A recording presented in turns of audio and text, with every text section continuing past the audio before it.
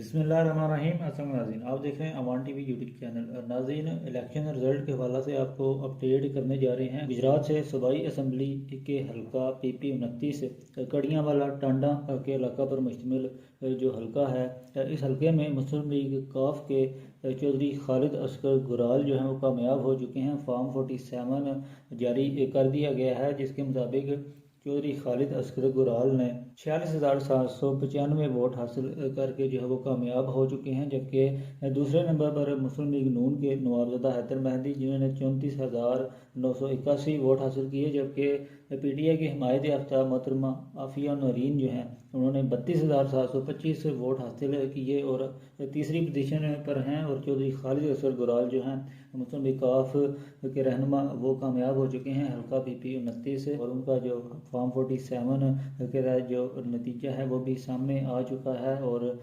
46,795 vote हासिल करके कामयाब हो चुके हैं। मज़ीद अपडेट्स के लिए देखते रहें अवान TV।